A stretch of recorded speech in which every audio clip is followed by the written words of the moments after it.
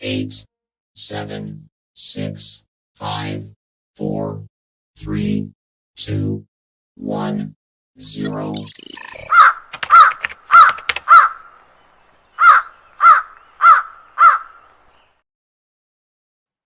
Hello and welcome. Welcome to the 12th Dimension. I am joined by Nathanial Gillis. Thank you for joining. A lot of joining in that. I was trying to use a different word, but I couldn't think of anything quick enough. So how are you? How's things? I am good. I'm glad to be here. I want to tell everybody, I apologize to all the viewers, man. I got the time mixed up, and I thought that you were 5 hours ahead, and you were 4. So that's why thankfully I was on the road. I'm thinking, oh my God, we got to go live. I'm like, okay, I'm in the car. I'm rushing home, and so I apologize for my tardiness, and it's just good to see you again, Andy. You're my buddy, you too. brother from another mother, and everybody that's logged on in the chat rooms. Hello to you guys, and I'm just glad to be back with you. No, thank you so much for joining. First question. Uh-oh. Yeah. Yeah. Oh, it's not paranormal. You're fine. Okay. What's the best steakhouse you've been to? The best what? Best steakhouse. Oh my God. Well, we don't have them here in Ohio, but one of my favorites, probably my favorite, is Del Frisco's Double Eagle Steakhouse. I went there in Boston, and then I went to the location in Times Square. I'm sorry, near the Kennedys. I went there one time for Christmas, and I got a prime rib that was this thick, and it covered the whole plate. Wow. And don't get me started on steakhouses, my man. But so you know how like a good filet mignon has that crust on the side of it where they char it on the side? Well, Del Frisco's does something really unique with their prime rib. They put the char on the side of the prime rib itself, which was oh my God, it was amazing. So yeah, I like Del Frisco's. What's the other one that we always go to? They have the big tomahawk, Smith & Wollensky's. Yeah, they have a hanging tomahawk that they'll cut up right in front of you, and then they'll take these red potatoes on the bottom, and they'll take duck fat and burn the duck fat onto the steak, and then it'll coalesce underneath. It'll pull on the potatoes. It's incredible. But yeah, man, I have a whole host of answers for that. I have to ask, obviously, because of the pictures that you post on Facebook quite often. Right. So. Dude, I love to eat. Man. You can look at me. You know I love to eat, buddy.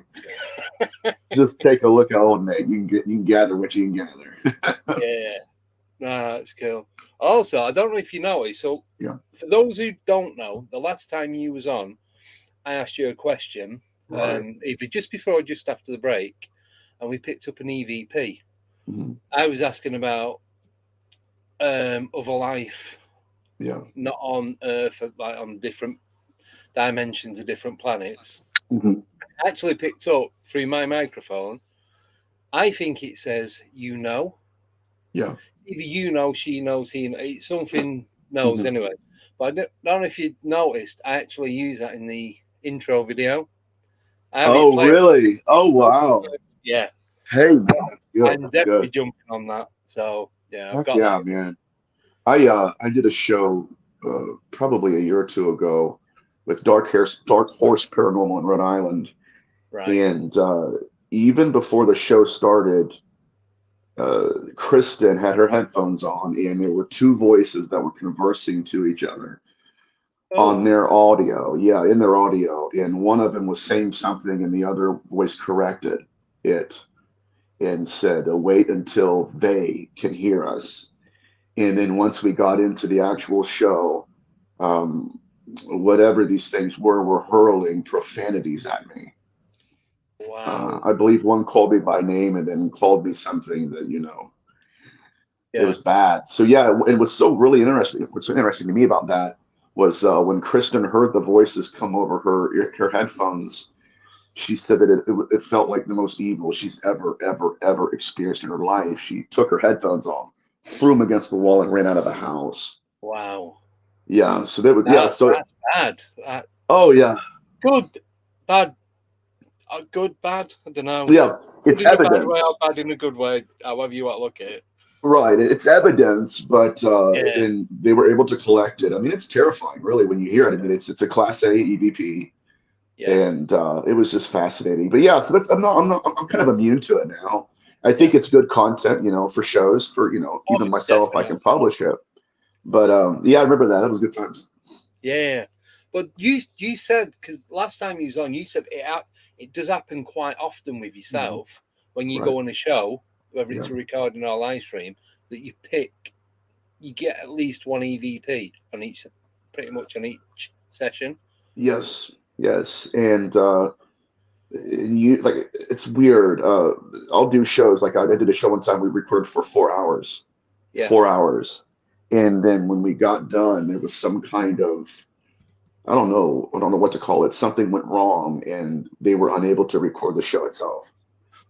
Oh, 4 hours, some just just brainstorming, inspiration. The thoughts were flowing, inspiration was there, and at the very end yeah, of it, it was just nothing there, gone. completely Yeah, gone. we had to actually yeah, it was crazy. So I'm not God. surprised, man.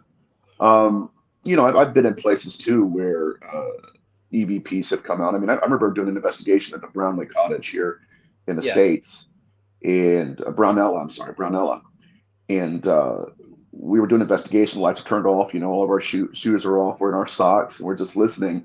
Yeah. And my friend Annie said, "Is there anybody that here wants to talk to Nathaniel?" Oh, hold on, I'm sorry, let me back up. First of all, she created a control mechanism. She said, "Okay, can you tell me who the individual is to my left?" It was me. Yeah. And a voice came over and said, "Nathaniel." And then she said, "Would you like to say hello to him?" And a woman's voice came over, and a man corrected her. And he said, Oh, "No, no, no, I've got it." And then immediately, "Hey, Nate." really? Really weird stuff. Does it Um, does it not freak you out? I know you said you've got used to it, but surely it must still that freak you out a scares little me. bit. Yeah, yeah. I think that's one of the aspects of the phenomenon that's so interesting to me is you can experience everything underneath the sun, but when the phenomenon manifests again, you're just like a kid. It's like you're fresh. You know what I mean? Yeah. But that was unnerving. We got a lot of EVPs that night, and with EVPs, it's like you're trying to converse with another dimension. We don't know who, what, where, when they are, but No. sometimes it's really cool to know that they know who you are. Yeah. I know. I think it's good, but then Yeah. it's proper freaks me out that if something said my name, because I've had it where not doing a record or anything like that where I used to live, I'd be laying in bed Yeah. and it was always at 3 a.m. and someone or something would shout my name. And I'd Yeah. sit up, bolt right in bed. I'm like, because I used to, so where I lived before here, I used to house share. It's my mate's house. It's a 3-story house, but he used to rent each room out. So there's 5 bedrooms. Oh, sorry. And so I thought, oh, it might be the landlord, because he lives there as well. And there's him, his brother, and a couple of other people. I thought something might have gone wrong with the electrics, or the flood or something in the kitchen. Something, a bit of an emergency. So I'm shouting back, nothing. So I thought, that's a bit odd. So I just sent him, I thought, I won't ring him. I won't go knocking on his door or anything in case he's asleep. I'll just send him a message. If he's awake, he'll reply. If not, anyway, nothing. I messaged him and nothing. I thought, covers over the head. No doubt. No doubt. Yeah. No doubt. Did not get out of bed. I wouldn't either, man. I can remember as a kid being in that haunted house. It was pretty freaky. I would wake up in the middle of the night to hearing disembodied voices having a full-blown conversation, just going back and forth. And it was so weird because the phenomenon had allowed itself to be heard by me, but not to the point where I understood what they were saying. You know what I mean? Very unique. Wow. Yeah, what do you think it all is? What do you think what and why do you think these EVPs are coming through to yourself? I don't know. I know that one thing I do know from Dr. Michael Lynch's work, that there is, and we're starting to see this in ufology where people are coming out, like Gary Nolan saying that there seems to be another shadow biosphere around us, where it would explain how they could be present with but absent from. Right? They're literally, it's like Tom DeLonge said, and I'm, as much as we could trust Tommy, but I'm just saying, he said it's right underneath your nose. It's the same thing that, it's just, other researchers have echoed that sentiment. But I do believe that a lot of these EVPs, if not the disembodied voices themselves, are a way to entrap us, to use us, to bait us in. With the haunting in Connecticut, Snedeker case, which some people discount it, but I believe it was real. Anyways, she's talking about her son who was dying of cancer, and he was waking up at nighttime, and a voice from the basement was calling his name. Yeah. And so we see that happen in ufology, where like abductees will be awoken in the middle of the night. I read one case specifically, a 12-year-old girl heard the voice of her mother beckoning her into the hallway, come out and, come here, talk to me. And so when she got out of the bed, went into the hallway, she said both of her parents were in the bathroom, the lights off. She saw their silhouettes. They were kind of zombified in suspended animation. And then she kept hearing the voice of her mother, but her mother's mouth was not moving. And that's when her eyes looked into the shadows. She saw the figure that was actually communicating to her. So it used her mother's voice, a disembodied voice, to bait her in. And then once she was in their presence, they took her. So I think that's more than anything else. I think that's one of the interconnectivities between ufology and hauntology, where we can see the phenomenon that overlaps itself. Right? Yeah. It's using the same protocols, even though it'll wear different masks. It's using the same protocols. Yeah. It's very odd, isn't it? It's just freaky. It's freaky, and it's getting worse, man. I know. I was just about to say, we're not getting any more answers. We're just getting more questions. Yeah, which ought to raise just so many red flags. Yes, we collect evidence, but at the end of the day, it's almost like we're left being witnesses. If we're not just witnesses, we're experiencers, and yet even experiencers are coming up with questions. That's why I've kind of my own research. I've kind of bled through the material to the point now where it's like, okay, sure, it acts like an arachnid or a mantid, or sure, it's a tall gray, or sure. No, what are they doing? You know what I mean? What are they? You know what I mean? So that's where I'm at. And anybody who's been following me, especially on Facebook, my Facebook lives, I kind of vent I just get on there and I just start rambling, dude. But that's where I'm at, you know. I'm as Yeah. frustrated as anybody else. But yeah, who knows, man. Oh, cheers. So, have you got anything coming up in the future? In the near future, got any projects No, planned? Or I don't. I mean, I have my shows, you know. yeah, I'm doing the shows, lectures. I'm not doing. I'm not going to Paracons. Nothing against Paracons. I just, you know, I'm not really in it with that crowd. yeah, I know them, but and I'm not doing. What I really want to do though, this is what I really my heart beat right now. I want to give lectures on some of the darker subjects. Like there are Paracons that will not let me lecture right on demonology, the real nitty gritty aspect of the field of study. They won't yeah, let me do it, and I respect that. But I do believe that there is a more academic crowd out there that will that I can kind of reach to. You know that's more than just okay. What there's something that scared me, and that's cool, right? Somebody who actually wants to dive into the phenomenon itself, look at the behavioral patterns, and dig deeper. So, with that said, I am looking, I don't know, to do a lecture somewhere. But you know how my work is, man. It's not just ufology, it's not just ontology. So I don't know where I fit in. right. You know You're what I not mean? Like, going somewhere, but it's just finding that. yeah, yeah. In ufology, you know, they see religious demonologists, and you know, they've some of them have treated me like some of the parapsychologists have. I reached out to one parapsychologist on Facebook one day, and I said, "Hey, man," I said, "I'm a huge fan of your work." Yeah, I said, "I myself, I'm a religious demonologist, but I'm studying consciousness and discarnate spirits. Well, I don't believe in demons. right. I know. I just saying, you know, well, listen, the Yeah, conversation's over with. He treated me like I was a piece of gum well, on his shoe. Yeah, and that's the thing, you know, and I think that people, when people hear demonologists, they kind of, and I get it, it's a heavy word.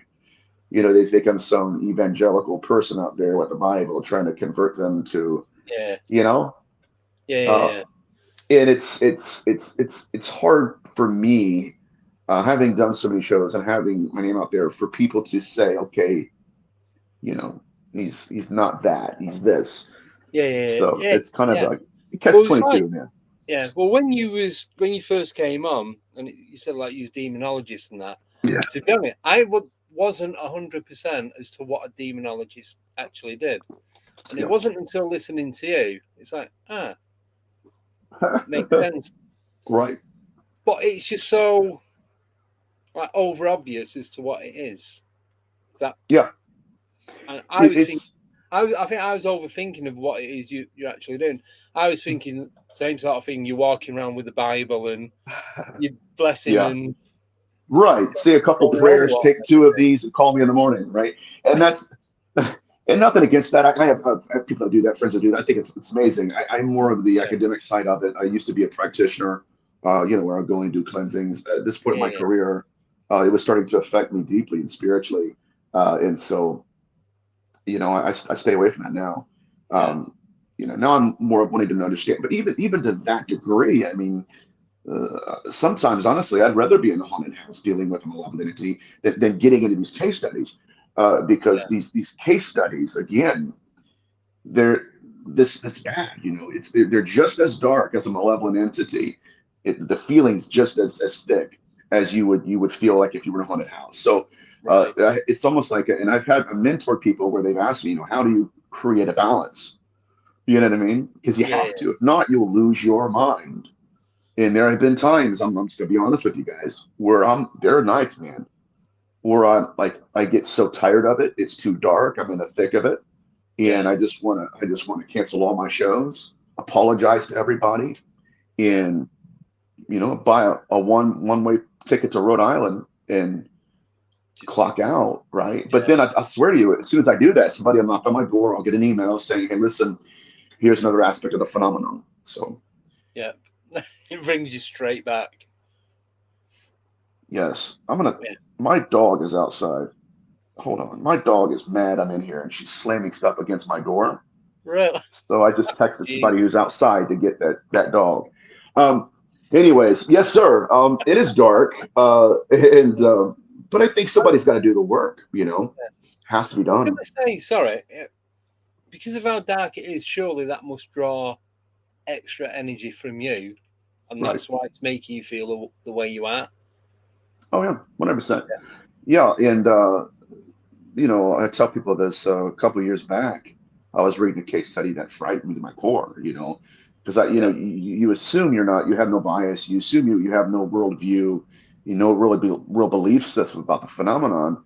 Um, but I was kind of intellectually pondering with the idea of does God even play a role in this, yeah, especially in UFO abductions? And I came across a case where a lady was a recent convert to Christianity, and she was in the middle of an abduction, and she called on the name Jesus, started quoting the Lord's Prayer, and her eyes rolled back in her head.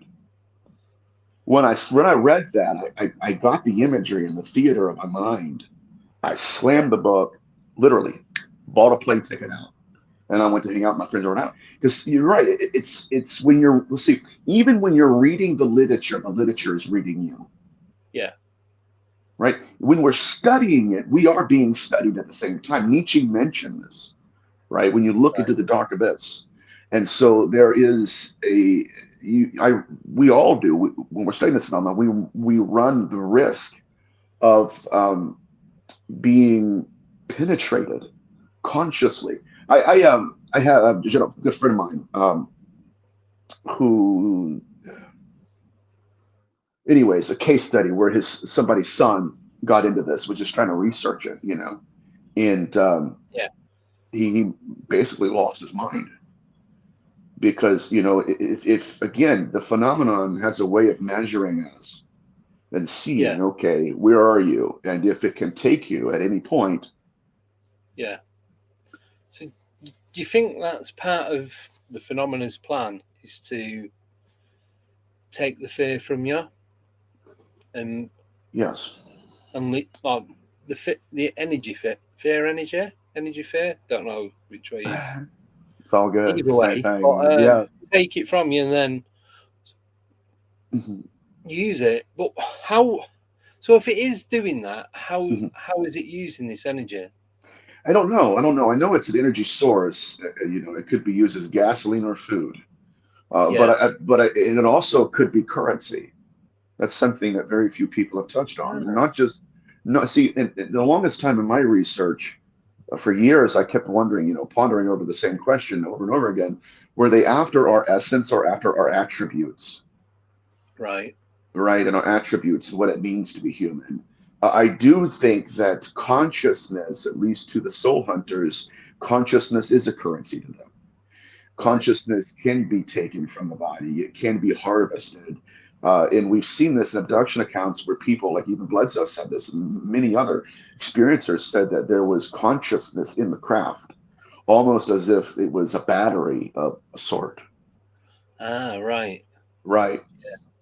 So it's very interesting stuff. Yeah. No, it is. It's just it because I obviously doing this. I love Mhm. listening to different people and everyone's theories and the experiences that they've had.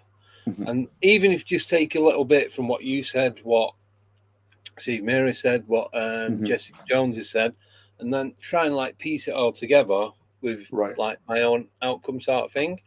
But it that doesn't work.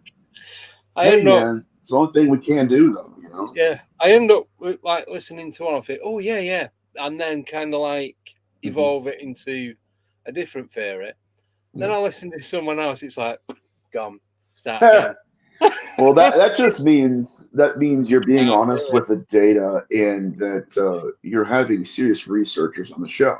I'm not Yeah, including myself in that. I mean, I'm a good researcher, but I mean, when you're dealing with good research, period, it yeah, will convince you, right? And yeah, that's why it's so convincing upon first blush. And then you have another good researcher on, and their research is equally as solid. And then yeah, it's a wash. It's like, oh God, what do I do now? yeah, But that's a testament to the research being done. yeah. But it's just it is great what you guys are doing. And I know I do go out, and I've not been out for a while, just do like paranormal investigating. Mhm. And Don't now and again we've got a few things on audio and video, but nothing that stands out to go, here is 100% proof. Right. You know what I mean? It's just little bits and pieces here and there, but nothing outstanding. Right. Nothing substantive.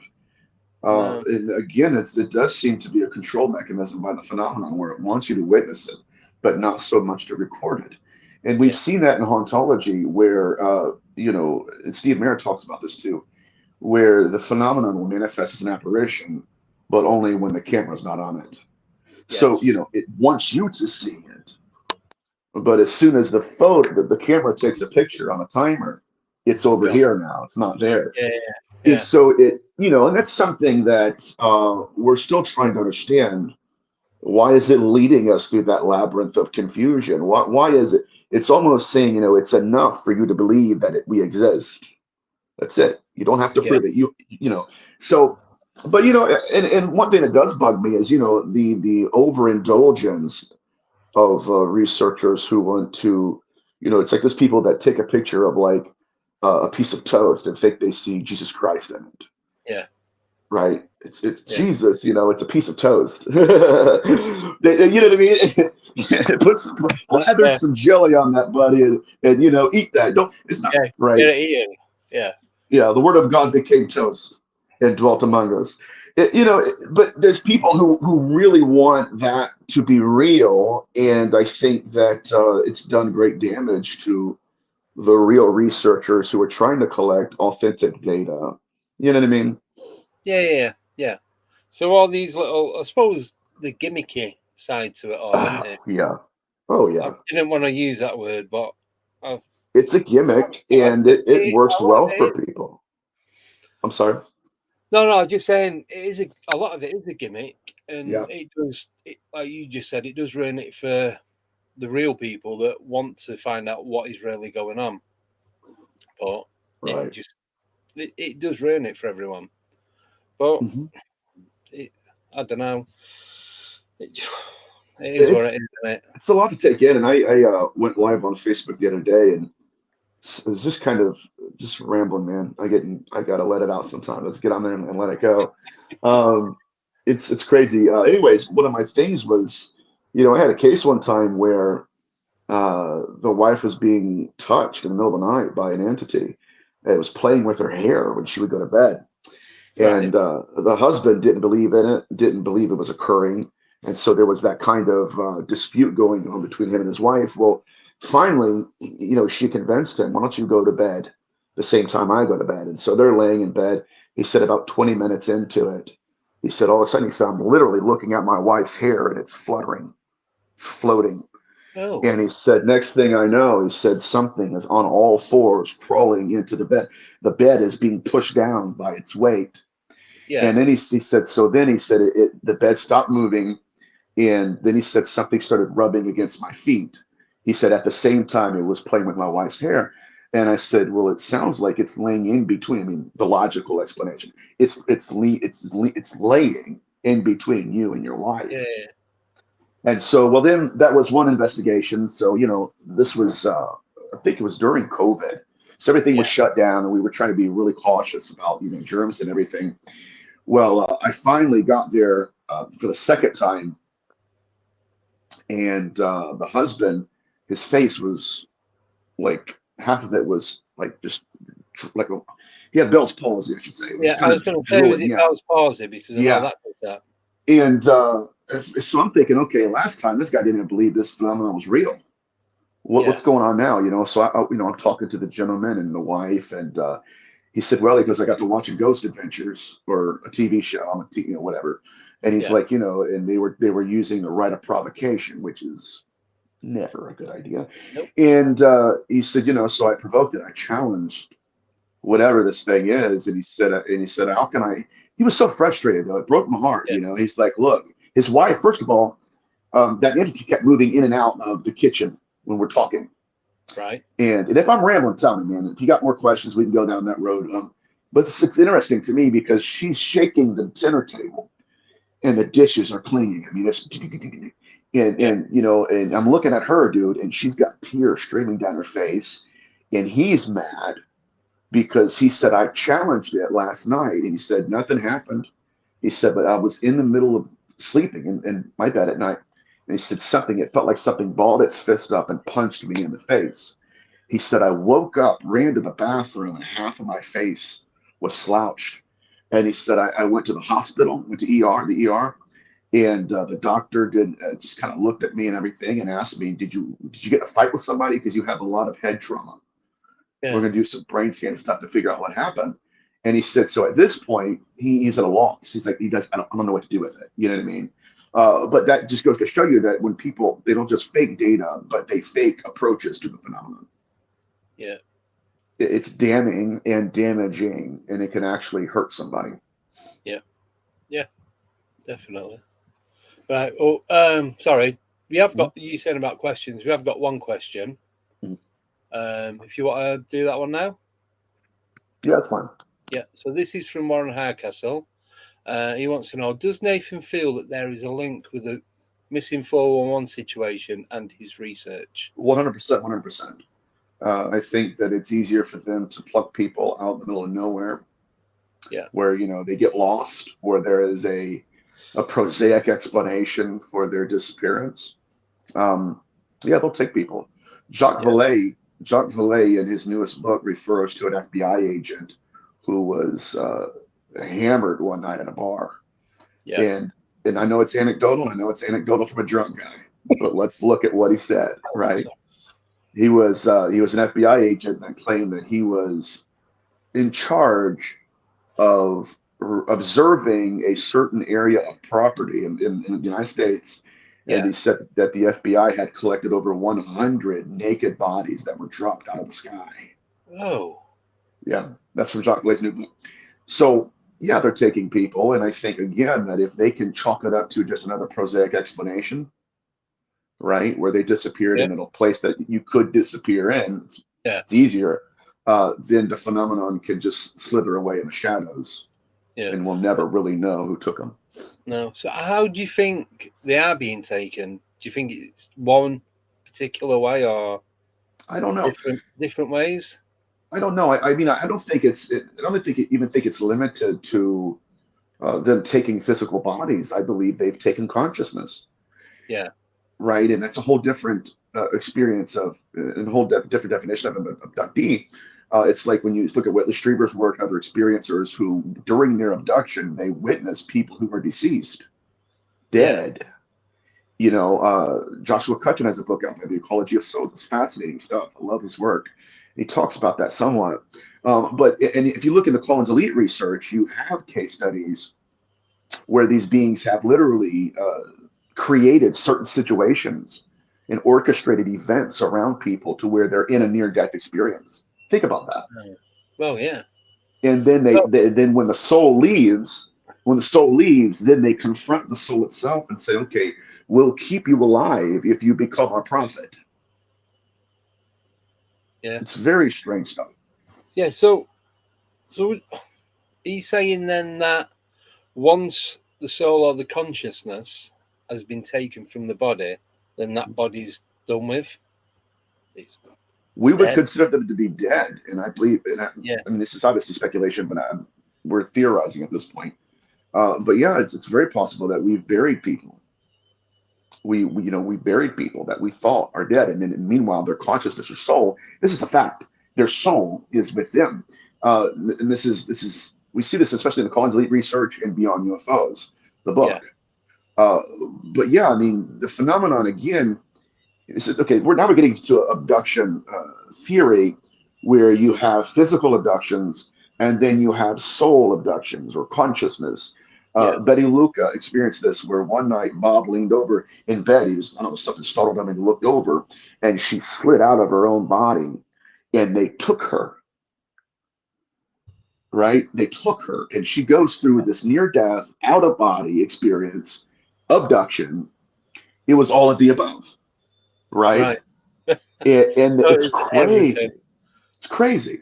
And but the question that haunts me most of the time is how many of those people never made it back.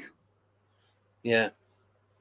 Right. That's what I've always thought about. How many people whether they're astral projecting or if there's any other way of doing the same sort of thing, if there's any other terms for it, I don't know. But we'll stick with astral projection. If they've done astral projection or they've been taken and gone into, say, ET abduction, and like you said, but never made it back to their body in time.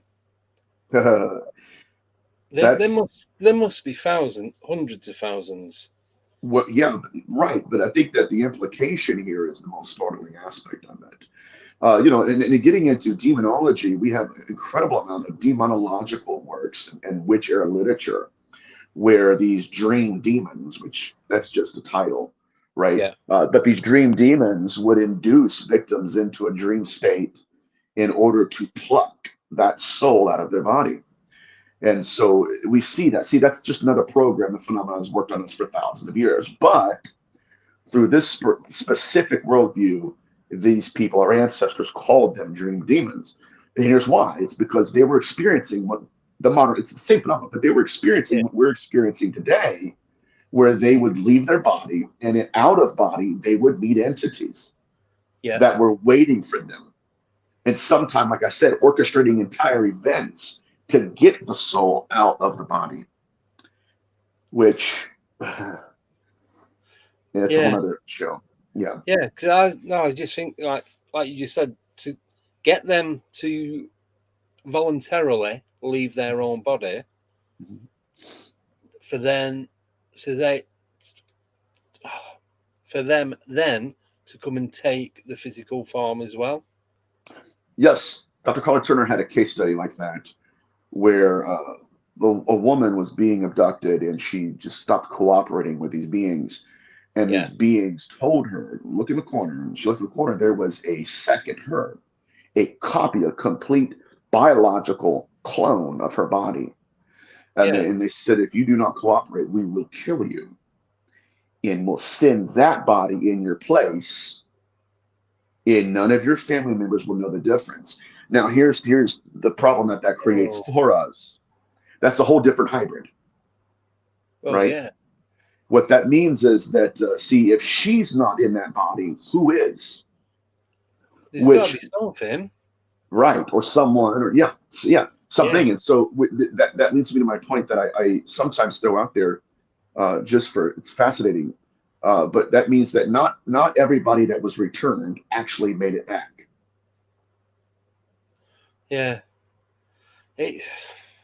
So do you think they are capable of copying the consciousness and the soul, mimicking that? I don't know. The closest research I've seen and done to that note would be how much knowledge they have of the soul. Even in possession cases, they'll tell you, I was there when so-and-so died, right? And so their knowledge is seemingly preternatural, supernatural. And it's, I don't even know how to define this, but it would have to be in the afterlife, to where it's outside of space-time. Yeah. And it seems Betty Luca was abducted, and after her abduction, she started having panic attacks, migraines. She's throwing up, and she's sick as a dog. And finally, she calls Ray Fowler and says, "Ray, we got to talk." And Ray Fowler is the one who wrote, the whole book series with him and everything. Anyways, she said, "There's something in me that's trying to get out. I have post-traumatic stress disorder. I know that I'm remembering something, but I just don't know what it is." And so they did memory regression, and she just basically had a breakdown, started crying, and said, "I know what it is. What is it? My children are going to die. They told me my children are going to die, and they did." Oh, shit. So when you look, again, not at the titles, not at the labels, we've slapped on everything, right? Forget aliens, ET, demons, and all that. Throw all that away. Look at the brass tacks of it, the bloody footprints in the snow. We'll see that they have the same knowledge base. They can pull memories out. They can literally, and here's something, they can prophesy deaths. They could, and it just makes me think a lot. But I do, in terms of carbon copying the soul, I don't know. but I do know they have access to it in a way that we can hardly imagine. Yeah. So,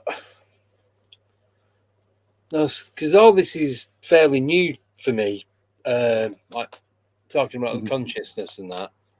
So I'm just trying to pick your brain, so to speak. Right. I don't have a brain to pick, man. I lost. I'm just kidding. Well, the bits that are left, then anyway, that'll do. Yes. But, Yes. Do you think? I don't know if I'm just asking the same question in a different way, but do you think that then they, whoever they are like harvesting the souls? Now that gets back into the Collins elite research. With I know a lot of people in ufology poo-poo them, and they snub them a lot. But I don't really look at the conclusions. I look at their data. I'll make my own conclusions. I'm kind of selfish that way. And what they were doing is they were a group from the Department of Defense. They were physicists mostly who were self-financing their research. And they were looking at this consciousness connection as well. And they were talking to people who were having out-of-body experiences, but they were actual abductions. And yeah, it's really fascinating. They had one individual who was a painter. He moonlighted as a guitar player at bars of the weekend, but he was a painter throughout the day or throughout the week. Yeah. And he had a near-death experience. And he left his body, and he said that it was like, he was in a whole other world, or at least he had a different perception. And he said that he was looking around, and these silver discs were hovering over people. Yeah. And balls of light, we would call them orbs, and they would leave the body, and they would go up in the ship, and that individual would turn around, and he was soulless. And so he said he is scared to death because he's watching hundreds of these accounts occur, and these people die and everything. Now, that's not alone. He's not alone. I mean, we have Betty Luca, again, she witnessed during one abduction, it was like a morgue, where these beings were going over dead bodies and pulling out that consciousness that's in the shape of an orb, and then they would take the orb and do that. So this leads me to believe that the ET hypothesis is not only inconclusive and unsubstantiated, but it's also it's not filling in all the blanks, because there's something deeply spiritual going on. Yeah. Right. It's a very unique situation. But if anything, I do believe the data suggests that we are not at the top of the food chain. There is another species of life out there that has mastered the body and the soul. Right. Which one's that? I don't know. I know my hypothesis. Yeah. So what do you believe it to be then? I believe that these are beings, formerly human beings, who have they have mastered, or at least are trying to master, the afterlife. Right. Right. And so I don't believe that they're purely spiritual, just like I don't believe they're all nuts and bolts. I think it's both. This is why in biblical antiquity, dealing with the soul and consciousness, they're dealing with unclean spirits, which is where the understanding of the demon came from. Long before the first century understanding of Greek mythology, the unclean spirit was disincarnate consciousness. And people say, well, I don't believe that. It doesn't matter. We're looking at the history of linguistics. So we have we have a line of language here that says, okay, this is what they were, the definitions of the words. And these beings were trying to hack the afterlife. We see evidence of that in Gilgal Rephaim in the Golan Heights, where they have the Gilgal Rephaim. It means the wheel of souls, where these beings had created it. Yeah. And the wheel of souls, what they were trying to articulate is, this is what we're doing. Die, be reborn. Die, be reborn. Die, be reborn.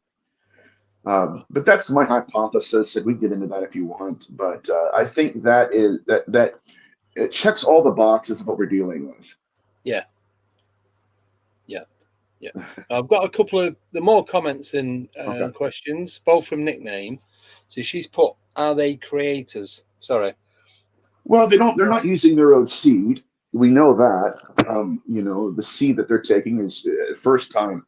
The first mention of it was when they were harvesting it from recently deceased males, especially hanged men or men that were murdered. They would go and harvest the seed. So they're not creating their own seed, and they're taking it and they're inseminating women. So the women are creating their own fetuses. So they're not creating their own fetuses, right? They're taking ova, but they're not creating ova. Right. So I think that they are created, but they are not creators. Right. It's like Sinistrari said, they were milking the carcasses of the dead, taking substances and excretions to create something, but it wasn't of their origin. And so this is why it said, there's one theologian that says the devil creates from the remains. Yeah. So is he a creator? Not really. He just takes whatever's left and tries to do something. It's kind of a semantic, but you understand what I'm saying. Yeah, I know what you mean. Yeah. Cool. And she put fallen angels ? Yes, it's a paradox. What is fallen about an angel? And what is a fallen angel? What I mean? What's angelic about the fallen? Now, this is a term that's often used in the West, but it's never really understood through the Mediterranean lens from which it came. The fallen angel hypothesis, if we go back to prehistory, we go to the Akkadian, the different texts, we see that the fallen angel, all of them are trying to describe the godlike consciousness that leaves the body at the moment of death. All right, even the Apkallu legend was talking about this morning on a Catholic podcast. We're talking about the Apkallu and how that the Apkallu were essentially the pre-history's version of the Nephilim and the fallen angel. And the Apkallu were men who lived and died, or humans that lived and died. They flew out of their bodies like birds. That's the Egyptian Ba'a soul. And then they came back to Earth. And their legend was that they were half men, half fish. And then they came out from the subterranean part of the ocean where they came out as fish gods. Now, that was all symbolism. What they were trying to do is talk about what we're talking about today, where there were people that when they died, they fell. They fell as in a battle. They fell, they died. And that angelic part of them, which in the Ugarit, it's malakuma. Malakuma, that's their word for angel. Now, now we're going to get into what are called dialectical allomorphs.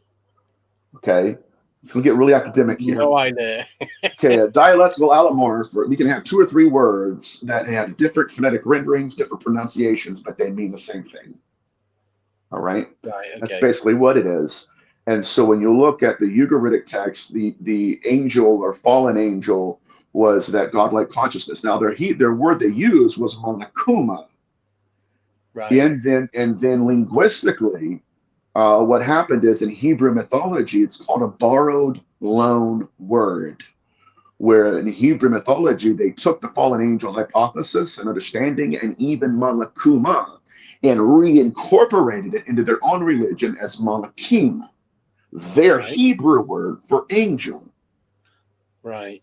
But so if we go down to the root word of it, the root understanding was that in the Ugarit, the fallen angel was a deceased ancestor or someone that had molted the body. What this is going to blow your all's minds. And some of them evolved into angels or mediators, and others mutated at death. And then those are the ones that we call unclean spirits. Right. In Hebrew, that was the foundation prior to the 1st century. Greek mythology, when they had wings, they're on Mount Olympus and all that stuff. Prior to that, that is what gave us our heritage to understand what a fallen angel is. Anyways, I don't want to ramble, but yes, I had to unbox that question. Yeah, no, that's cool. Thank you. Right, got a couple of questions before we go for a break. Okay. So the first one's from Victoria, then there's one from Warren again. So the one from Victoria says, Ed Warren, when pressed about what demons look like in their true form, described them as reptilian with horns. He didn't want to go into it beyond that. Is Nathaniel aware of this? Yeah, I've heard of Ed Warren's work. I frequent New England a lot, so I know people who've known him and talked to him about that. Now, the idea that they have horns is not, again, this is fascinating. This is the phenomenon masking itself, in my opinion. See, demons don't have horns. That was a symbolic gesture that our ancestors applied to these evil beings. Now, and it was not as if they have horns, like genetically, or it's biological horns. Yeah. It was to denote deity. That's where the horns come from. And so that's why I believe that sometimes the phenomenon will do that. Not as in that's my true form, but it's almost like a king wearing a crown. This is it denotes my deity. I am semi-divine. I'm a liminal being. I don't know. I can't attest to that. I've never heard of people outside of Edwin saying that demons look reptilian. I think that demons can take on many shapes, but to know their true form, I can't tell you that. No. Well, thank you. It's a great question, Victoria. Right, next one from Warren, because he's asking, has it gone up? And I didn't avoid it. I was getting it in the right place. So, right, he wants to know, does Nathaniel feel that there's an actual war between the light and dark, or good versus evil? Well, there's two parts to that question. Number one, is there a war and is it still going on? Yeah. The second half of that, second question rather, is something that I had asked. I'm not gonna tell you who it is, but somebody's been on your show, and we talked privately. And I said, okay. I said, what do you think? He said, I've talked to the Vatican. I've talked to a bunch of priests behind closed doors. Almost like an NDA situation. And he said that the Catholic archives testify to this point that we were told there was a war going on, and there is, but we were told that the war was won, and it's not. And that it's still waging. Think about that for a second. So that would make perfect sense as to why these things are still doing what they're doing. Yeah. It's not over with, right? If the war is over with, we're clocking out, we're going to go to the pub or something and grab a beer. That's not what's going on. They're still warring after each other. And essentially that conversation ended with the understanding that we're in the middle of the war. Right. Sorry, I'm just trying to work out who you was talking to, because when you said there was a guest on the show. I'll tell you afterwards. I think I've got an idea, but I'm probably wrong. Oh, cheers, sir. Right, are we ready to go for a break then, before we carry on? How long is the break again? 6 minutes? 5 minutes. All right. I'll go do stuff and I'll come back, buddy. 5 minutes 8, to be exact. All right. I'm going to turn my camera off. There's a 10-second countdown at the end anyway, so... Okay. When you start it, go 10, then run back. Sounds good, buddy. Right, cool. Right, see you in 5. All right, brother. Bye-bye.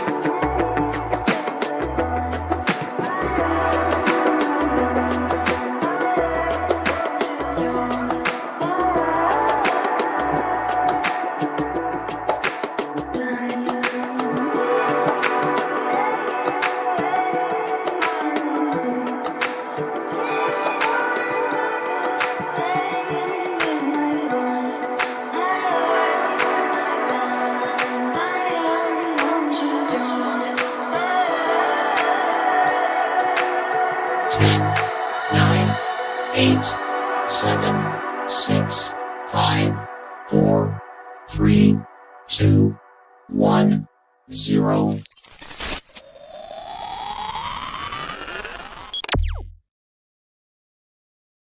And we, oh, sorry, muted you then, and we're back. Yes. Did you have enough time? I did. How's my audio? Oh, it's fine. Have you swapped it hold over? on. Yeah, I had it on my AirPods, but then it went away. So, Oh wait. I can hear you crystal clear. Okay, that's so weird. Yeah. So let's dig into it, man. Right. So there's a follow-up question from Warren, and he would like to know who's. I like to know if I could speak. He wants to know who's representing the light stroke good. Who is representing them? Well, I will say this. This is another concerning aspect of it. It's well, when we're looking at abduction accounts, a lot of them aren't good. Okay, so let's go down that avenue. You know, sometimes there are healings, but there are a lot of dark things that are occurring, and much of it has been thrown or swept underneath the rug. I can't swap. Swept underneath the rug by a lot of researchers who don't want that to come out. But there are negative things that are occurring in these abductions. Okay, you know, they're probing children, they're assaulting women. You know what I mean? There's a lot of bad things occurring in the middle of these abductions. It's not like here comes an angel with a sword and a shield, and you know goes out there and kicks the alien's tail, and then you know picks up the woman and flies her. That's not happening. So if there is something good out there, and if they are fighting for us, it's not something that we are witnessing ourselves. You know, that's really what I have to say. Again, I did a show today with Eric Gajewski. We were talking about, you know, using religious amulets. Sometimes it works, sometimes it doesn't. Using the name of Jesus. Sometimes it works, sometimes it doesn't. Yeah. I just asked a question about that. Do you think that? So when you use the name Jesus and God and anything of a religious anchor, do you think that would only work then if you believe in that and you're not just saying it to try and stop it? Do you know? Well, you have to have some I sort don't of know. Well, I think that, and that's the whole idea. Okay, people say that, they say, okay, you have to have good intentions, you have to intend for it and everything. I don't know. I mean, if you look at the way Christians use Jesus, he's always heard the sinner's prayer, right? He will come to you, and in this conversion and everything, and that might mess with people's theology, but it happens. I don't know why it works sometimes and why it doesn't work other times. Like I told Eric, and I've told people in my other lectures, where I've had cases of women calling on Jesus, and the phenomenon will pluck an image out of the individual's mind. It will measure their literacy regarding biblical history, and then it will manifest as that entity. This is an important point that I want to make here. It's like this, okay? If they were to abduct Dr. Michael Heiser, and he said, okay, I call on the name of Jesus, and he's a Hebrew scholar. God bless his soul. He's the late Michael Heiser, recently passed, but he's a Hebrew scholar. They're going to manifest, or they will, as what he, because he's literate, right? On the other side of the coin, we have people where they called on Jesus, but their knowledge of him as the first century Hebrew wasn't there. They believed in the Catholic version of Jesus, or that Jesus that's a white man with a beard, right? And so it manifested as that to them. Yeah. Right. So it measures literacy, and then it manifests as that. But like I said, it wasn't like Jesus walked in there and turned the tables over and pulled out a whip. It was like, oh, we have Jesus too. Yeah. And I want that to be the case. I would love for that to work, and I'd love to be saying something completely different than what I am. But the data says that. And so I have to be, honest with it. Yeah. No, thank you. Sorry for butting in then, but if I don't ask you now, I forget. So it's all good, my dude. No, cheers. Right. So nickname put up as well. She was saying about the fallen angels. She put, could it be a lost spirit in between state? Yes, he's talking about the liminal part of their existence, existing between two worlds. Yes. This was the nature of the unclean spirit. The Apocalypse of Ezra, the prophet is talking to Yahweh Elohim, and he goes, you've shared all of these secrets with me, the secrets of the future and the past.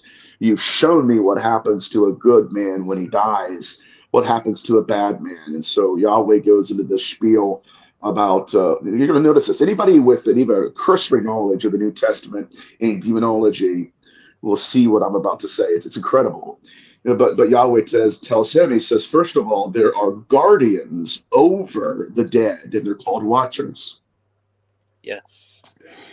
Yes. And then he goes into this. He said, but there are unclean spirits. And the reason it's an unclean spirit is because it's the ghost of an unclean man. And he said that spirit is cursed to wonder. Now we see that curse originating in the Bible, in the book of Genesis, when God cursed Cain. He said, the earth will spit you out. You will wonder. And so the idea was that the unclean spirit is liminal in the sense that it's homeless. It is disembodied. It wants to have a body. Now, this gets back into the Apocryphon of John and these beings that are manifesting to women and creating these hybrids, where these beings were disembodied first. And what they were doing is trying to hatch a new body for them to possess. Right. Right. Yeah. And so what they were doing, now we see this in James Frazier's book, The Anthropologist, Fritz Kramer's book, The Gold, just amazing stuff. But they're talking about this, it's almost like this, not technology, but this pattern, this behavior of these ancient beings, these magi, magicians and necromancers. And what they were doing is they were performing what's called the red rite. Hopefully I'm putting some pieces together out there for you. The red rite was that when a person is dying, these magi, sorcerers, they would dispossess their body. Yeah. They would go and take seed from a man. We call that a succubus. See, these are just modes of behavior. They're not entities. Yeah. They're modes of behaviors. Right. And he would steal the seed from a man as a succubus, go to a woman as an incubus as a man, and inseminate her. And then he would take that fetus from the womb. Oh, missing fetus syndrome. It's not a modern phenomenon. And they would take that fetus from the womb and then possess it as a social skin. Ah. That's the nature of possession. That's why when I tell people all the time, possession is pregnancy. Right. So that's another aspect of it. Yeah. Yeah. So that's changed with what I was thinking and believing now. So there's a lot to it, man. Yeah. Does that part of the job? Might sound like a stupid question. Does that happen all the time? The possession start before birth? Or It could. The idea with possession and pregnancy, I think, is especially Westerners. We have this kind of view of possession that has been deeply influenced by Catholicism. In Catholicism, in the 16th century, they were still arguing whether or not Satan even existed. Right. So during the time when their demonology solidified into form, they didn't even believe Satan existed as an entity. And also, so what I'm saying is, in order to understand demonology in the way that it was taught throughout history, you can't just look at it through one tradition, and that's what we've done classically. Yeah. Right. So when you get the width and breadth of demonology through different traditions, only then can you see what's been occurring. And that is, look, there are disembodied souls that are creating new bodies to inhabit. Now, this is why I believe, okay, the idea is that if I'm outside of my body for too long, my body dies, but I go somewhere. Right? Right. Yeah. And so the punishment on Cain and these unclean spirits was you're going to be disembodied. And when you're disembodied after a certain point of time, you're going to go to another location. Right. And so these particular beings were going to be judged. So their goal was not to be disembodied for too long. Right. Got you. That's a theory that, is still on the table. It's just too much. So it is too much. Yeah, just like it's a lot to take in, man. But I guess my point is they've been doing this since recorded history. Yeah. And the UFO abduction, the missing fetus syndrome is nothing but a new mask of the same phenomenon. Yeah. Right. I remembered the question. So when these consciousness and souls are taken, do you think, or do you know whether they're able to put them into another life form but non-human? I don't know. I haven't seen evidence of that. I mean, I could say that I would be ignorant if I said I don't think it's possible. At this point, they're godlike. I mean, if we take into consideration what some of these abductees are saying, where they will literally suck the soul out of a body, place that soul into a black box. Betty Lucas said that she was almost traveling in this tube, out of body. So, and this gets back into this theory that I've been toying around with for a while now. We have these out-of-body abductions and experiencers who are saying that they use their consciousness to fly the craft. Yes. Right? And not only that, but one experiencer said that they had created a chair that was tailored to the contour of her soul. But how could a soul sit in a chair unless the soul had a constitution to it? Right. I've heard this before about the chair. I don't think it was you that was saying it. It wasn't. It was only a few months ago. I don't know.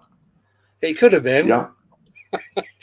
Can't remember what I did Who this knows? morning, let alone what you said last time. But no, I It remember depends on if someone you guys saying liked about it. If you didn't like it, it was the other guy. If you think that was good stuff, it's mine. You know what I mean? I'm just kidding. yeah. But I remember someone. It might not have even been on air. It could have been one of the podcasts that I listened to. Yeah. And they said that there's a chair that the soul can sit in, and that way the soul can communicate without having to use a Right. body or something. Is that right? Yeah, something like that. Yeah, It's yeah. weird. Well, It's it's deep into the woo, man. But I guess the point is that that must mean that again, if it's a solid surface, it doesn't make any sense unless there's constitution. There's a tangibility, right, to that afterlife consciousness, and I believe that we would consider that to be an apparition, another interconnectivity between hauntology and ufology. right. Oh, thank you for that. I'm glad you mentioned the chair because that stimulated a lot more. Triggered a memory. Yeah. So I need to write some bits down after as well. Well, another question for you, not going off topic too much. So going into dreams, I don't know how well up you are on the research of this, but when you go to sleep and then you start dreaming, do you think it's possible that these dreams are actual out of body experiences that you're having? It's not your mind 100%. going over and thinking about what's gone on during the day. I'm only saying I was listening to something the other week, but then the day after I woke up, I remember the dream, but in the dream I was talking to other people about this place that was a few of us met up in this dream and was going to go out for the day and go to this other place. Now, this other place is a place that I used to dream of about 10, 15 years ago. So I was dreaming about a dream in a dream. And it all felt real. That's like Inception. Inception, my man. Messed up is what it was. And man, I tell you what, sorry, just quickly, I'll just say, when I woke up, I remembered, obviously, the dream that I just had, but then that triggered the dream that I used to have years ago, because I used to have it quite often. So it was like two memories in one, which is very strange. That is strange. I do believe that dreams are portals. I don't know if I ever told you guys the story. I told a story the other day on Facebook Live. But there was a time when I was with my ex, and I got off of work, went to bed, and I went into a nightmare. I mean, it was already asleep, but it was a spiritual attack. And in the dream, there was this entity, this featureless shadow figure that had long black hair. Like if you were to put my ex in like the darkness, you know what I mean? And you let your eyes adjust, featureless, but you see the shape, the contour of the body and everything, her hair. Well, that was on top of me, straddling me in the dream, holding my arms down, straddling me in the dream. This featureless entity, and I'm yelling in the dream, and I'm trying to fight this thing off of me. And I managed to wake myself up, and when my eyes adjusted to the darkness and the moonlight and everything, that entity was actually physically on me. Oh. So it was in two places at once. Right. It was literally, so there's only a handful of possibilities here. Either it was on me physically in order to get to me spiritually, or get into my dream state, or it was in my dream state and then manifested through my dreams onto me physically. But they were both connected. It wasn't either or. It was both and.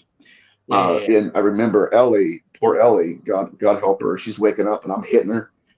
Is that you? Is that you? And she wakes up. She goes, "What's that? What's that?" And then I saw the entity's leg just flop over, and then she just disappeared into the shadows. And this gets back into, again, this dream theory is very important research, I believe. But I mean, again, are we dreaming now? And is that reality? That's one of the questions that people ask because they think it's real deep and stuff. But it's a valid question. But these beings, again, they will induce us into a dream state because it makes us more consenting. I remind you guys, in the 16th century, there were women who were being induced into dream states, and they were being met with by men or former lovers or someone they had seen in the street that they were attracted to. But the entity had manifested to them in their dreams and had assaulted them.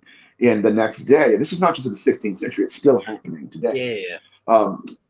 But they were recording accounts where these women would wake up the next day and think, man, that was weird. That was the worst assault. It's the worst nightmare I've ever had in my life. Thank God it was just a dream. And then they would go to wash their bodies in the morning or something and then find ligature marks on their wrists. Yeah. Scratches, bite marks. Sinistroi found a lady that had symbols underneath her eyelids. Oh. Where all of this, all the evidence, it corroborated everything that occurred to her in the nightmare. Yeah. This is why in history they were known as dream demons, because they would induce a dream state to manifest here. Yeah, because I know I've mentioned it before, but I was listening to something a while ago. It just reminded me of Nightmare on Elm Street with Freddy Krueger. Mm-hmm. Was it Wes Craven wrote that, didn't he? I believe so. Yeah. So I remember hearing that him and his older brother, obviously when there's a lot younger, they had all this weird stuff happening to him when they was asleep. And I don't know which one it was, but I think one of them had pulled something through while he was dreaming, and he brought it out of his dream, and that's where he got the idea from with Freddy Krueger. Right. I've heard stuff like that before. That's crazy. My dad's old pastor, Hushir, his father was it's kind of spooky. Yeah. He was an evangelical preacher.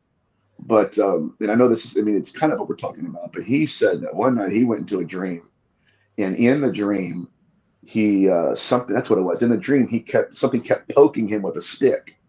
Yeah. He said, and he wrote this in a book. He said that he's sleeping next to a wall. And he said, but in the dream, something through the wall was poking him with a stick. Right. In the dream, he grabbed the stick from him, from the entity, woke up the next day with the stick in his hand. That's just That's trippy right there, man. Did he get it analyzed? I don't think so. This is back in like the 20s. So there's not much they could do. Here's a stick. Okay. Here's some happy pills, buddy. I'll see you. Yeah. We'll get rid of the stick. Don't worry about it. Do one of them, won't it? Probably beat you in the head with it. Yeah. So have you tried astral projection or out-body experience? No. I've had them, but I haven't tried it.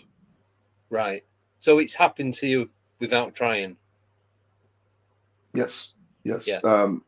The first time it happened was when I was 15. I was dating a girl I met her at church camp. She lived in South Carolina. Right. And I remember it right now as much as I was there. It's crazy. Very, very, very clear as day. I was in a line at, what was it, Steak and Shake. And I was with my dad. My dad's ordering food. I got this sick feeling in my stomach. My body's here. I didn't even know what her house looked like, but my consciousness was in her driveway. Watching her get into a car, I smelled her perfume. I smelled his cologne. I knew the thoughts. And I watched them, and it was like I watched what happened. I watched how she cheated.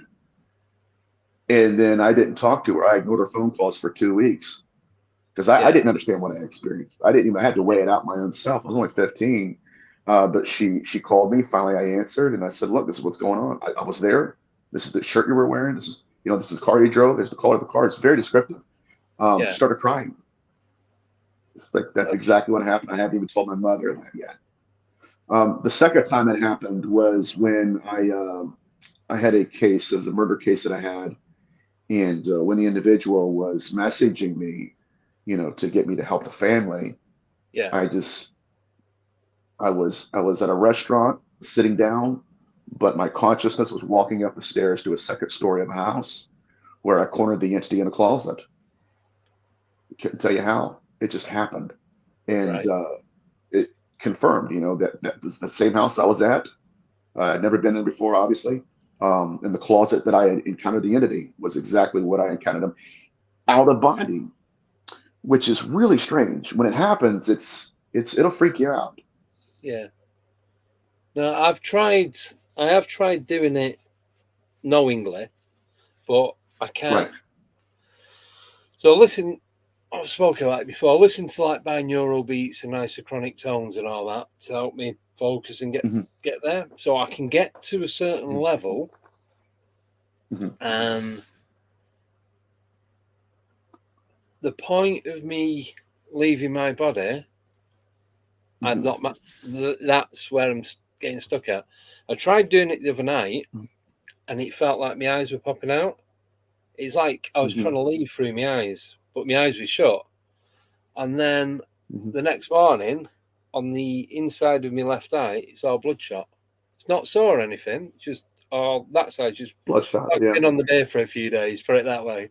Yeah. It's still, even now it's still You bloodshot. overexerted yourself, buddy. Yeah.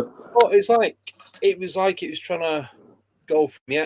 The soul was trying to exit through my eyes. Hmm. I'm like, Hmm. it felt like it was popping. So I stopped it and then like went back to normal state and didn't try it again because I was a bit worried. Hmm. But then obviously the Right. next day I see my eye and I thought, oh yeah, I'm not going to be trying it that way again. One eye's completely sober. The other eye looked like it smoked a pound of Yeah, hash. pretty much. Yeah. You're like, wait a minute, wait a minute. I don't know that I would want to. Just in some cases that I've read and experiences that I've spoken to, I wouldn't want to be disembodied. I wouldn't want, at least out of body. Yeah. And that's why I lean heavily, like, I think that if it's, I don't know, I'm gonna say this loosely, if it's God's will, I should say, for Yeah. that to happen to me, I think that, and it has happened, but only in cases and certain personal aspects of it. Yeah. But I know a person right now, Shane Stairway told me a story one time, and I love Shane to death. I'm trying to get him on my show, where he was out of body, and it wasn't good. Yeah. No. I just I want to do it just so I know that I can do it. Yeah, Does that make that you sense? can. Yeah, makes Just perfectly and sense. then, yeah, Yeah, and just to have that little bit of control of doing it rather than just doing it without any cause or reasoning. right, right. So I I'm think just I don't know, man. To each his own. I think I'm just gonna keep trying and find a way. There's other places I don't want myself to come out, but we won't go there. That's I just thought hilarious. it just like lift out the body, but I don't Yeah, know. yeah. I think it's just defining that last little bit of tuning. Hmm. I think once I get that, then I'll let you know. Yeah, yeah. Let me know about it. Bring me something back. Like, I'll bring you a stick. yeah, bring me a tomahawk, buddy. We'll be square and fair. Yeah, I'll be eating one of them I'll out of find body some. steaks. Yeah, I'll find something good. Right. Sorry, I'm just looking to see if there's any more questions. Oh, when you were saying before about the possession on the Hmm. fetus, Joe, the moderator, she put like a changeling. Right. Like a changeling, and it's called perfect possession. Malachi Martin hypothesized that thought. Yeah, Perfect possession is different than transient possession. Transient possession is where you would have, like, this is very interesting too. You'd have a male spirit in a female body. And we saw that a lot in the debug phenomenon. And so what happened was the male wanted to be in a male body. right? And so that's why in the Apocrypha of John, they were trying to create a physical material image of the soul that was trying to possess its own body. But also not just the changeling, not just perfect possession, but there's the trinity of phenomena here, where it's the walk-in phenomenon as well, where something will walk into the body. It's all of the above, and I think that's why, again, I know I keep saying this, but in order for people to understand the base nature of what they're doing, we have to fully grasp what possession is, why it exists, and what they're really doing with it. Yeah. No, it's very strange. No, sorry, it's just a lot of people are putting in the chat that this is buffering, and it's dropped from like 23 people. Yeah. Apparently, they haven't got picture or sound, but it's recording fine. What? And there was 23 people in the chat, and it dropped to 4. I think it's just booted. YouTube's just booted everyone out. Oh, it's all right. Let me look at it. Let me look at it real quick. It's all right. This end, I've just checked my internet, and it's no buffering here. I'll show you guys. Yeah. Oh, I don't know. 3-4 second delay. There we go. Yeah, 3-4 second delay. Yeah. Sweet. Very, very odd. All right. Yeah. Sorry about that. But yeah, man, it's all good, man. It's all good. I just want to make sure that everybody can see us. That's cool. Yeah. Yeah. Well, it'll get them to watch it back, and it'll do better for us anyway. So. Dude, yeah, I've done shows before where I've recorded it, and like the host didn't tell me how bad my internet was at the time. Really? And yeah, it's easy to act like it's a great time and everything. And dude, when we played it on YouTube or something, I'm like this. What? Just like robotic, or like in mid sentence? Yeah, and I'm going. They're the worst, aren't they? Because there's nothing you can do. Dude, now you can do about it. I was so mad, because then it's like, and you can hear me talking, and it's like, oh yeah, just completely like, no. out. Oh God, yeah. No, it could be worse. Yeah, I say that every day, and then I think it could be better as well. Right? Yeah, right. Yeah, man. So it's a lot to take in, and I realize that, and I've done enough shows to realize that people either hate me or love me. And it's like Rex Bear told me, most people don't know what to do with you. I think you're great. Right. I guess you really are. I appreciate it, bud. Sorry, I'm just looking to see if anyone's put any questions in.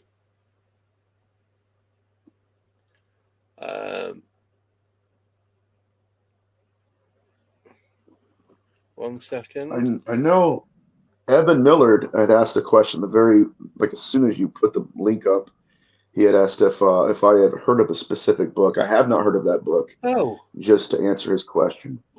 I didn't get that. Yeah, I think it's, let me see it.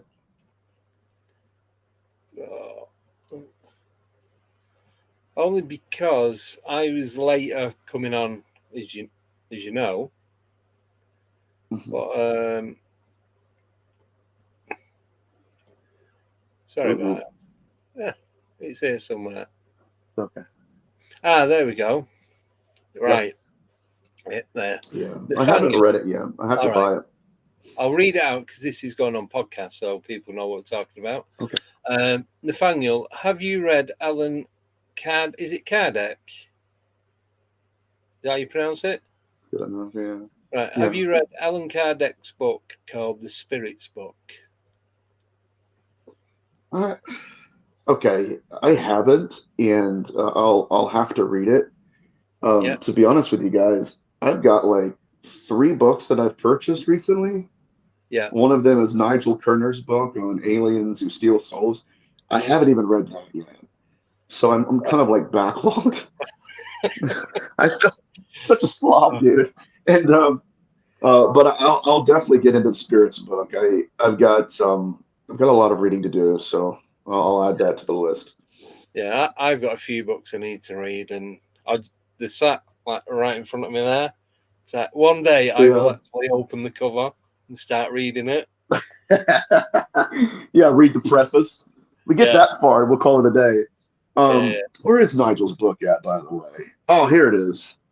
For all the bookworms out there, Nigel Kerner, The Gray Aliens and the Harvesting of Souls, the conspiracy to genetically tamper with humanity.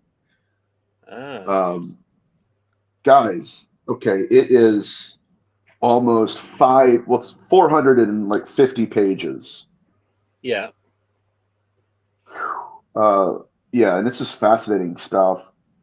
I don't know, I had just recently heard about Nigel Kerner from a couple that was on Whitley Strieber's show talking about his work. oh yeah, And I'm like, dude, I've got to get my hands on his book. So one of these days, here soon, I'm gonna have to, yeah. read. I've actually got eight, eight, Uh-oh. What? eight, 8 books that I've bought, Yeah. and I've not even think of opening the. I mean, in the last 12 months, I've probably opened the cover on 2 of them. Oh my goodness. I You're know. worse than I am, bud. I, I aspire to be like you, buddy. it's like the main 2 are in front of me there, and then Mhm. the other 6 are just up there. They're all Yeah. within wherever they're sitting, like in this part of the room. I Mhm. can see them, and it's like, yes, I know, I will bring it down one day and actually read it. But it's Yeah. just it's having the time to do it. That's the biggest killer. For me, I think that's has a lot to do with it as well. One of the things that I hate is, it's like, okay, buying a book is, unless you're familiar with the author, buying a book is like, gambling on a good movie. Yes. You see the trailer, you go out and you pay for your ticket at the theater. It's a gamble. So the other day I bought Devils and Demons and the Return to Nephilim. And I thought, I read the biography, I read, whatever, the preface online, I bought it. And man, I got like half a page into it. I'm like, dude, this is, great book. If you guys like the guy, okay, fine. But I'm Yeah. saying it wasn't to For my you. taste because I'm like, oh my God, I knew all this stuff anyway. So Yeah. I said it's a gamble. There's some books that I've got because they're the sort of book that you want to keep in your library. Mm-hmm. So I've got a couple like that. But definitely the last 5 that I bought, I do need to read them. Yeah. I've even bought them on Audible, and I've not read them. I've got 4 on there. So that is, yeah, we're going double figures now. Not read. I've not listened to them. So Yeah. I'll tell you what really stinks, and I've done this a couple of times, and it wasn't my intention, but I have friends that have written books, and I'll buy a book yeah, of theirs, and I will not have read it, and they're like, they'll text me like, "Hey, bro," they're like, "What do you think about my book?" And I'm like, "Well, I know I bought it, right?" You said that. And yeah, I will do it. And you know what that means? As a good friend, I support your work. You know. And then sometimes I'm like, oh crap, I have to go read it a little bit. I'm like, dude, I really like how you said that one sentence on page 50, being real specific. And they'll eat it up. They're like, yes. I like it. They're like, I'm glad you got it. And I'm like, man, me too. And then later on, I'll read it, because I'm not like being a chump about it. But it's funny. No, it's not just me then. I don't feel so bad now. No, man. Just not I'm sure it happens to us all. I'm not telling you the name of the authors. Might not want to. They'll probably watch this and then 4 of them I'm friends with. So yeah. That's the thing, man. When you're a friend with a bunch of authors, it's a different thing. See, before I did this, I was gonna say before I did it didn't matter. There was books of people that I'd heard of, But now I've got more books. It's like, oh, yeah. It's not my best podcasting's it's different. I've had people that, and I know there are people like this, and I know the business. Well, I'm not even gonna, First of all, I had one person say, okay, look, I'm not even gonna think about having you on my show unless you give me a book. And I'm like, well, I get that. At least you can get an understanding of who I am and what I'm about. I've been on shows before. This really annoys me. Just take this with a grain of salt. Where I'm on the show and they don't know, like, what's your name again? I swear to you. Who are you? What do you do? What is it? Yeah, then it's like, oh, I had one guy, I don't want to get into that. But yeah, so, that's just, it goes with the business. You're going to get it. And not that I'm like one of those egocentric guys, you ought to know who I am. No, I'm thinking like, okay, if you're going to interview them on work, like, Yeah. But the thing is, like, obviously, when I first started doing this, I knew some names, not all of them. Right. So I knew some names of people that were coming on the show, but then I not necessarily knew what they did. So this is my get out clause. My way around that is, can you send me a bio, dude? And that's fine. It's like, straight away, you know what you're getting at. Yeah. I mean, I think it's a completely different story when it's like, I didn't read your bio, I don't know who you are. What's your name again? Who is this? And then I'm like, No, I've never forgot who I'm talking to. Right. Even if the names weren't on the screen, I still wouldn't forget. I'm not that bad. Oh, but dude. It's just, I couldn't live that down. Could you? Oh, I had one. No, we're not even talking about my research, but it's okay. I hope everybody's still listening. Right. Don't get crucified. I was on a show one time early on when I started doing podcasting. Yeah. And, anybody that does this, the difference. Okay, if you're going to be on screen, my old publicist, Michelle, would tell me, okay, like, do your hair, like, gel your hair. You're going to be on screen. I'm like, okay, it's just a hint, Okay, I got to, whatever. I got to wear something nice. Well, this particular show said, okay, we're going to be audio only. Yeah. So I'm thinking, sweet, dude. You know what I mean? So I'm in PJs, man. It was in the wintertime. Yeah. I got me a little sweater on, got me a hot glass of like coffee or something. And my hair is all jacked up. Doesn't matter. It's audio. In the middle of the show, the guy goes, and now we are live right now on TV in Boston. And I said, we're on TV? Yes. Yeah. Say hello to everyone. And I'm going, hold on. Yeah. What? You should have seen. And I'm thinking, dude, I felt so betrayed. There's nothing. So betrayed. There's nothing. I had to roll with it. Right, I had to roll with it. Like, okay, in my mind, I'm thinking, oh my god, but just go with the flow. So, anyways, man, I don't want to. Yeah, no, it's funny. Funny it happened to somebody else and not me. Touch wood. So yeah, it was, sorry, it was mate. Funny, man, but it's all good, dude. Yeah. I'm just glad people don't know me all that much because I go to New England all the time. I don't want to be like, hey, saw you on TV. In your PJ. You big old slob. Yeah. I didn't know you like Spider-Man, mate. Not that I do, but man. But I think it's fun. Yeah, well, I'm still here, so I think that's a testimony. I think you do need to have a laugh doing this because it can be so serious. Like I said, it messes with your head, your mind, and just your thoughts on normal everyday life. So you've got to joke about a little bit, I think. Otherwise, it's just too much. And it is too much, many cases. It's hard for me personally not to get burnt out on it. Yeah. People that know me, on social media, they can sense sometimes when I get burnt out and I'm just like, I'm done. I want to get out, sometimes for good, sometimes for just a break. But that's like when people ask me, okay, this is funny. And I don't mean this to be funny, but there are people that are a lot more sophisticated than I am, so they'll ask questions like, and I'm not being facetious. They really are. And They're like, well, what I do to unwind is, and they're talking, I do cleansings and I do, yoga and everything. And they're like, Nate, we'll have like 200 people in the chat room. Nate, what do you do to like unwind? And I'm like, oh man, I'm trying to think of like something really sophisticated. I'm like, no. Sometimes I'll smoke a cigar. I'll watch Frasier. I love Frasier.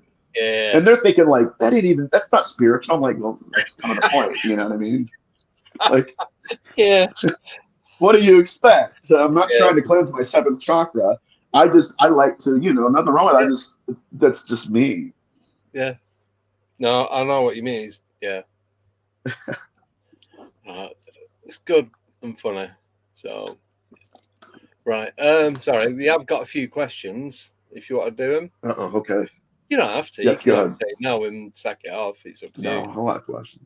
It's good. Go ahead, right. man. I'm listening. So, nickname. She would like to know, hi, Nate. Thanks for coming back on. What's next in store? This is something that I was going to talk to you guys about tonight, today or tonight for you guys. But my next step of my research is going to be centered around a different kind of hybrid. Not right. It's something that the field has very rarely touched on, and it's going to be called necronetics. Right. It's going to be the genetics of necromancy and how in biblical antiquity, in the Levant and Mesopotamia, that these beings, again, were creating social skins to inhabit. And now what that means is there was a face to the apparition that possessed it.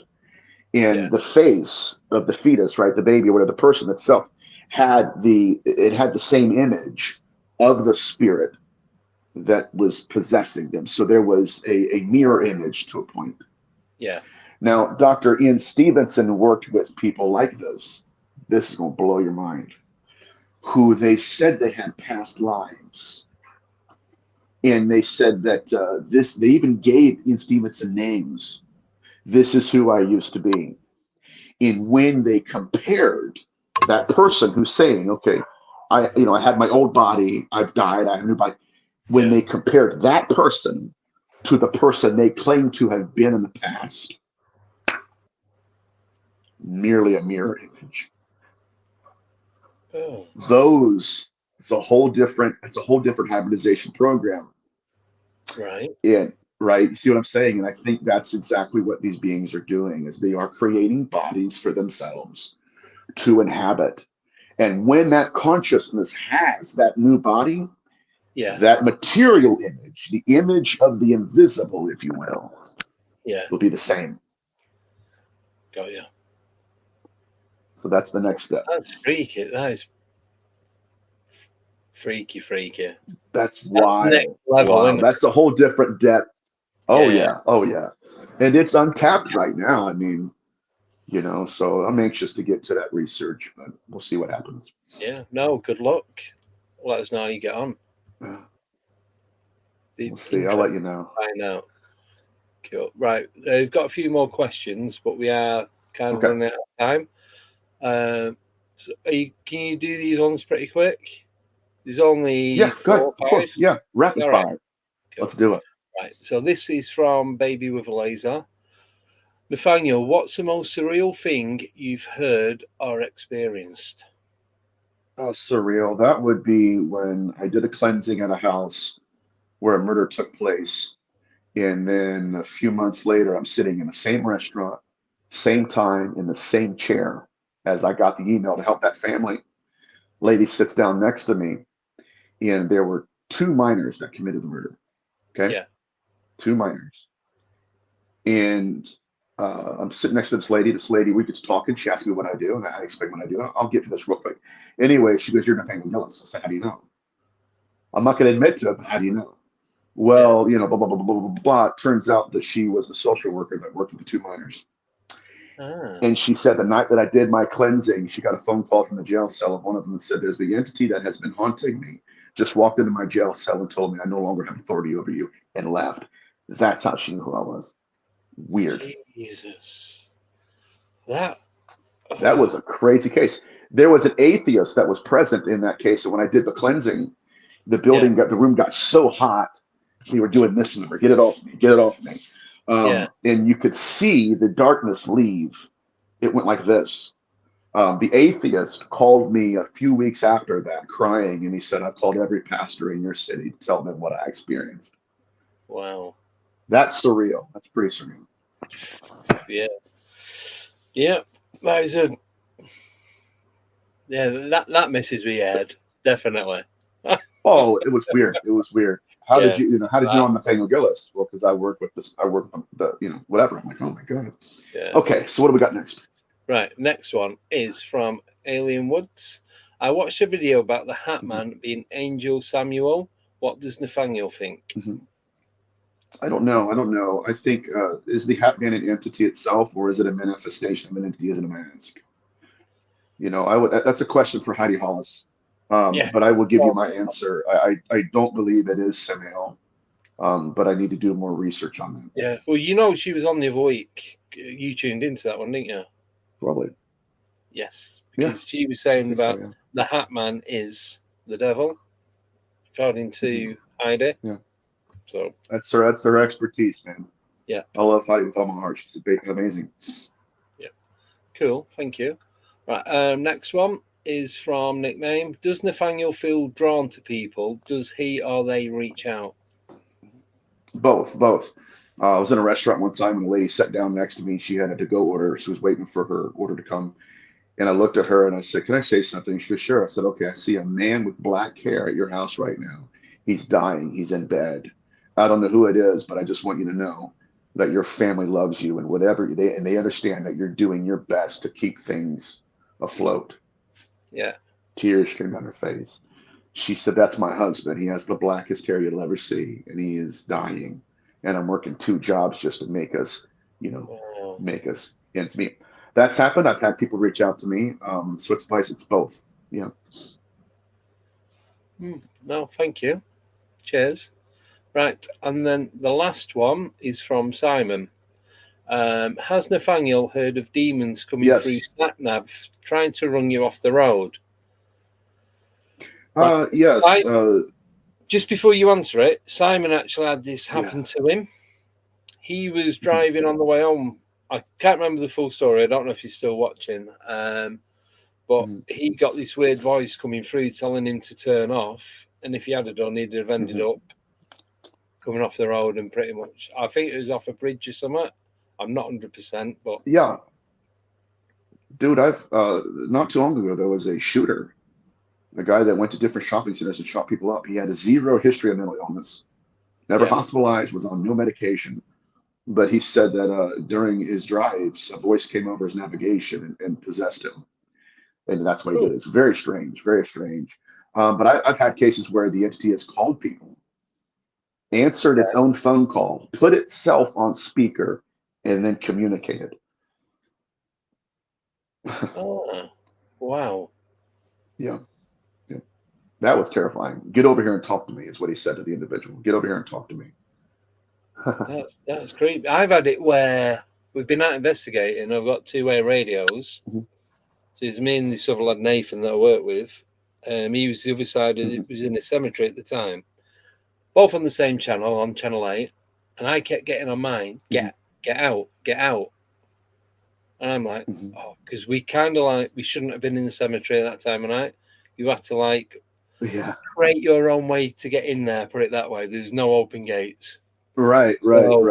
So I thought, he's got to be winding me up, trying to take Mickey a little bit.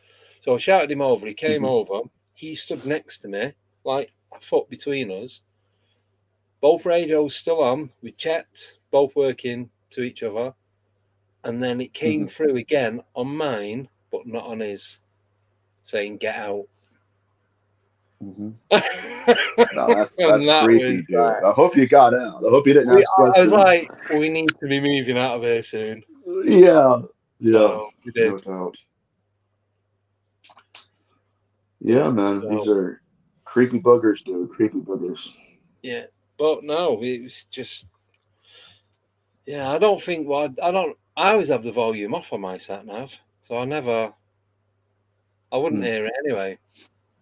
I think if I, because I drive for a living, if that come from my sat nav, I'd be handing me notice in.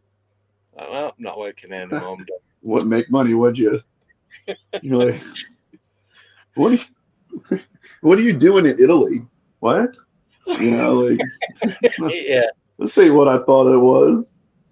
But yeah, I've heard of that happening, and it's just, it makes me think of Neuralink and what Elon Musk wants to do, and if they can hack our technology, why put that technology inside of us for them to hack us ourselves?